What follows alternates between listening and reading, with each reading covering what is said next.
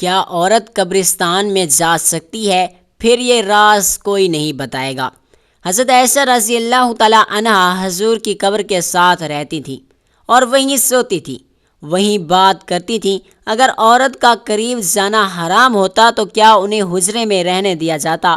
بسم اللہ الرحمن الرحیم۔ السلام علیکم ورحمۃ اللہ وبرکاتہ۔ قبرستان وہ جگہ ہے جہاں انسان کی آخری آرام گاہ ہوتی ہے۔ یہ دنیا کی زندگی کے بعد کا پہلا پڑاؤ ہوتا ہے، جہاں انسان اپنی دنیاوی شان و شوکت، مال و دولت سب کچھ چھوڑ کر آتا ہے۔ اسلام میں قبرستان کو ایک ایسی جگہ قرار دیا گیا ہے جہاں جا کر انسان کو اپنی آخرت یاد آتی ہے، دل میں نرمی پیدا ہوتی ہے اور دنیا کی حقیقت سمجھ میں آتی ہے۔ قبرستان کا مقصد مردوں کو دفنانا ہی نہیں بلکہ زندوں کے لیے نصیحت بھی حاصل کرنا ہے۔ حضور اکرم صلی اللہ علیہ وآلہ وسلم نے فرمایا، میں نے تمہیں قبروں کی زیارت سے روکا تھا، اب تم ان کی زیارت کیا کرو کیونکہ یہ تمہیں آخرت یاد دلاتی ہیں۔ سنن مسلم۔ یہ حدیث واضح کرتی ہے کہ قبرستان جانا سنت ہے کیونکہ وہاں جانے سے دل میں خوف خدا اور موت کی یاد پیدا ہوتی ہے۔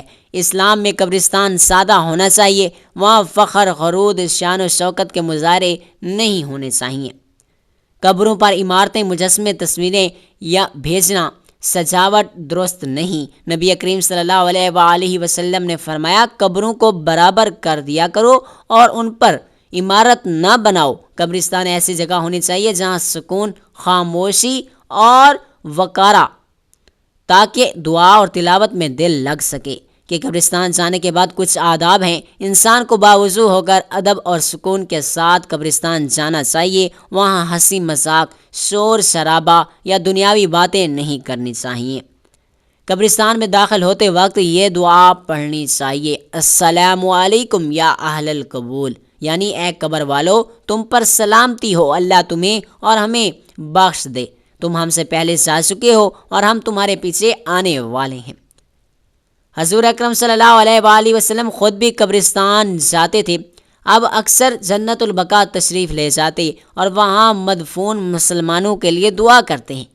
ایک روایت میں آتا ہے کہ آپ رات کے وقت جنت البقیع کے قبرستان میں گئے اور اپنے ہاتھ اٹھا کر لمبی دعا کی۔ صحیح مسلم۔ اس طرح آپ اپنے صحابہ اکرام کو بھی تلقین فرماتے کہ قبرستان جایا کرو تاکہ تمہیں موت یاد رہے۔ صحابہ اکرام میں بھی بہت سے لوگ قبرستان جاتے تھے۔ حضرت عثمان بن عفان رضی اللہ تعالیٰ عنہ فرماتے ہیں کہ جب بھی وہ قبر پر کھڑے ہوتے تو اتنا روتے ان کی داڑھی ترخ ہو جاتی۔ کسی نے پوچھا، آپ جنت اور دوزخ کے ذکر پر نہیں روتے مگر قبر پر اتنا روتے ہیں؟ تو آپ نے فرمایا، میں نے رسول اللہ صلی اللہ علیہ وآلہ وسلم کو یہ فرماتے ہوئے سنا ہے کہ قبر آخرت کا پہلا عمل صالحہ ہے، اگر اس سے نجات مل گئی تو آگے آسانی ہوگی اور اگر یہاں پکڑا گیا تو آگے بہت سختی ہے۔ ترمذی شریف ہوئی۔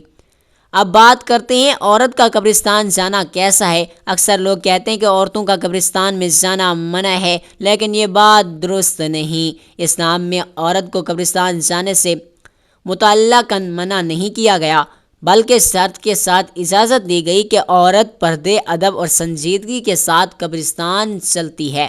اگر عورت کا قبرستان جانا مکمل طور پر منع ہوتا تو پھر جب حضور اکرم صلی اللہ علیہ وآلہ وسلم کو حضرت عائشہ رضی اللہ تعالیٰ عنہا کے حجرے میں دفن کیا گیا تو حضرت عائشہ رضی اللہ تعالیٰ عنہا کو وہاں سے نکال دیا جاتا، مگر ایسا نہیں ہوا۔ نبی کریم صلی اللہ علیہ وآلہ وسلم کے وفات کے بعد آپ کو حضرت عائشہ رضی اللہ تعالیٰ عنہا کے حجرے میں دفن کیا گیا اور حضرت عائشہ رضی اللہ تعالیٰ عنہا اسی حجرے میں رہتی تھیں اور وہ اسی جگہ چارپائی بچھا کر سوتی بھی تھیں، لیکن ادب و احترام کے ساتھ۔ پھر جب ان کے والد حضرت ابوبکر صدیق رضی اللہ تعالیٰ عنہ کو بھی وہیں دفن کیا گیا تو وہ تب بھی وہیں سوتی رہیں کیونکہ دونوں ان کے محرم تھے، مگر جب حضرت عمر رضی اللہ تعالیٰ عنہ کو وہاں دفن کیا گیا تو انہوں نے پردہ کر لیا۔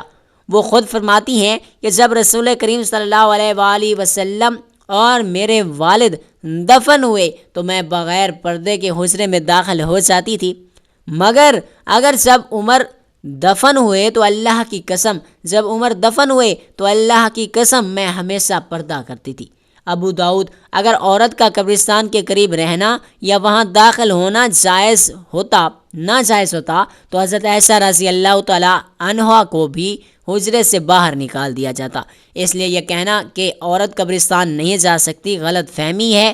عورت بالکل قبرستان جا سکتی ہے، مگر شرط یہ ہے کہ وہ پردے میں سنجیدگی سے دنیاوی باتوں سے دور اور دعا اور عبرت کے لیے جائے۔ عورت کے قبرستان جانے کے شرعی آداب دیے ہیں کہ وہ زینت کے ساتھ نہ جائے، چیخ و پکار یا نوحہ نہ کرے، خاموشی سے دعا کرے اور وہاں زیادہ دیر نہ ٹھہرے۔ مقصد صرف عبرت حاصل کرنا اور مرحومین کے لیے دعا کرنا ہونا چاہیے۔ قبرستان جاتے وقت عورت کو بھی وہی دعا پڑھنی چاہیے جو مرد پڑھتے ہیں، السلام علیکم یا اہل القبول۔ وہاں سے اگر قرآن پاک کی تلاوت کرنا، سورہ یاسین یا سورۃ ملک پڑھنا باعث رحمت ہے۔ نبی کریم صلی اللہ علیہ وآلہ وسلم نے فرمایا، اپنے مردوں پر سورہ یاسین پڑھو۔ ابو داؤد۔ قبرستان میں ہمیں اللہ سے دعا مانگنی چاہیے کہ اے اللہ ہمیں بھی نیک انجام عطا فرما، مرنے والوں کو بخش دے اور ان کی قبروں کو منور کر دے، اور ہمیں موت کے بعد کے امتحانوں میں آسانی عطا فرما۔ اللہ ہمارے والدین، ہمارے بہن بھائی، ہمارے رشتہ دار، دوستوں اور تمام مسلمانوں کی مغفرت فرما دے، ان کی قبروں کو جنت کے باغوں میں سے ایک باغ بنا دے۔ اے اللہ ہمیں موت سے پہلے توبہ کی توفیق دے، قبر کے سوالات میں آسانیاں عطا فرما اور قیامت کے دن اپنے نبی سے صلی اللہ علیہ وآلہ وسلم کی شفاعت نصیب فرما۔ پیارے ناظرین، یہاں بتاتے چلیں کہ جب بھی آپ قبرستان میں جائیں تو درود پاک پڑھتے جائیں۔ درود پاک کے صدقے اللہ تبارک و تعالی تمام قبرستان والوں کے گناہوں کو بخش دیتا ہے اور اللہ ان کی قبروں پر رحمتیں نازل فرماتا ہے۔ درود ابراہیمی پڑھنے کے بعد اللہ سے دعا کریں، اللہ تبارک و تعالی ان تمام قبروں پر کروڑوں رحمتیں اور برکتیں نازل فرما۔ اللہ ان کو قبر کے عذاب سے محفوظ رکھ، اللہ ان کے صغیرہ کبیرہ گناہوں کو بخش دے اور ان پر اپنا رحم عطا فرما اور ان پر رحمان والا معاملہ کرنا۔ اللہ بے شک وہ سب معاف فرمانے والا ہے، تو سب کو بخشنے والا ہے۔ تو میرا اللہ، تو اپنے بندے سے 70 ماؤں سے بھی زیادہ پیار کرتا ہے۔ اے اللہ میرے پیارے اللہ، ان تمام قبرستان والوں کے تمام گناہوں کو، چاہے وہ صغیرہ ہیں یا کبیرہ ہیں، میرے مولا یہاں جو بھی دفن ہیں، اللہ وہ عزیز و اقارب، غیر عزیز و اقارب، تمام رشتہ دار، غیر رشتہ دار، تمام مسلمان مرد عورت، بچے بوڑھے جوان، جو بھی اس قبرستان میں دفن ہیں، میرے مولا ان تمام کی مغفرت فرما دے۔ اللہ ان تمام قبروں پر کروڑوں رحمتیں اور برکتیں نازل فرما۔ میرے مولا بے شک تو سب کو بخشنے والا ہے، تو مہربان ہے، تو کریم ہے، تو رحیم ہے۔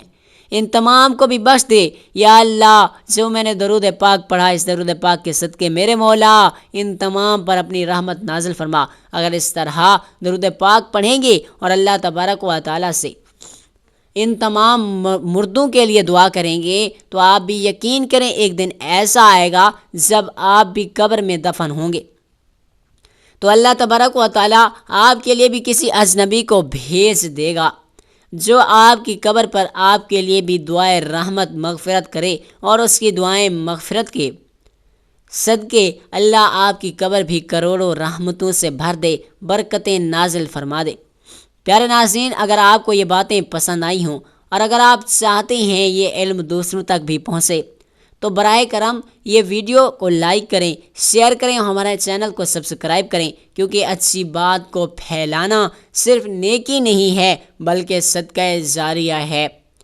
حضور اکرم صلی اللہ علیہ وآلہ وسلم نے فرمایا، جو شخص کسی نیکی کی بات کو سنے، سمجھے اور رہنمائی کرے، اسے بھی وہی اثر ملتا ہے جو نیکی کرنے والے کو ملتا ہے۔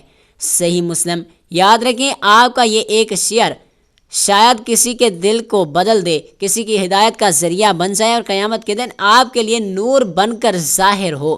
اے اللہ ہمیں بھی ان لوگوں میں شامل فرما جن کے چہرے قیامت کے دن روشن ہوں گے اور جنہیں تو اپنے عرش کے سائے میں جگہ دے گا۔ اللہ تبارک و تعالیٰ سے دعا ہے کہ اللہ تبارک و تعالیٰ ہمیں نیکی کی بات کو سننے، سمجھنے اور اس پر عمل کرنے کی طاقت اور توفیق عطا فرمائے۔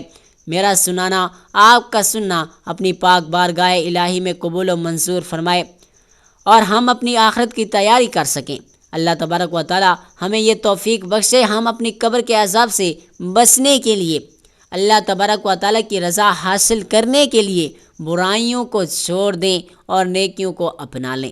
اللہ ہمیں پنجگانہ نمازی بنا دے اور ہماری نمازوں میں خشوع و خضوع پیدا فرما دے۔ اللہ تبارک و تعالی ہم تمام کا حامی و ناصر ہو، آمین یا رب العالمین۔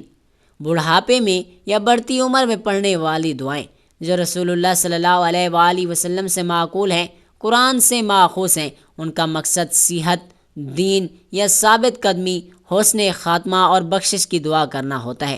نیچے چند مسنون اور مؤثر دعائیں اردو ترجمے کے ساتھ دی جا رہی ہیں جو بڑھاپے میں روزانہ پڑھی جا سکتی ہیں۔ بڑھاپے میں کمزوری سے پناہ کی دعا، اللہم انی اعوذ بک من الحرم۔ اس کا اردو میں ہم آپ کو ترجمہ بھی سمجھا دیتے ہیں۔ اے اللہ، میں بڑھاپے کی کمزوری ذہنی جسمانی سے تیری پناہ مانگتا ہوں۔ نمبر 2، دین پر ثابت قدمی اور خاتمہ بالخیر کی دعا، یا مقلب القلوب ثبت قلبی علی دینک۔ اے دلوں کو پھیرنے والے، میرے دل کو اپنے دین پر ثابت قدم رکھ۔ اچھی موت اور معافی کی دعا، حضرت یوسف علیہ السلام کی دعا جو حضرت یوسف علیہ السلام پڑھا کرتے تھے۔ توفینی مسلما والحقنی بالصالحین، مجھے مسلمان حالت میں موت دے اور نیک لوگوں کے ساتھ مجھے شامل فرما۔ سورۃ یوسف۔ صحت و عافیت، عمر میں برکت کی دعا، اللہم عافنی فی بدنی، اللہم عافنی فی سمعی، اللہم عافنی فی بصری، لا الہ الا انت۔ اے اللہ، میرے جسم میں عافیت عطا فرما، میری سماعت میں عافیت عطا فرما اور میری بینائی میں عافیت عطا فرما۔ تیرے سوا کوئی معبود برحق نہیں۔ سنن ابو داؤد۔ آخری نجات کی دعا، قرآنی دعا، ربنا اغفر لی والی والدی وللمؤمنین یوم یقوم الحساب۔ اے ہمارے رب، مجھے، میرے والدین کو اور سب ایمان والوں کو بخش دے جس دن حساب قائم ہوگا۔ سورۃ الابراہیم۔ کمزوری، ذلت اور محتاجی سے پناہ کی دعا، اللہم انی اعوذ بک من العجز والکسل والحین والحرم والبخل والعذاب القبر۔ اے اللہ، میں تیری پناہ مانگتا ہوں کمزوری سے، سستی سے، بزدلی سے، بڑھاپے سے، بخل کے عذاب سے اور قبر سے۔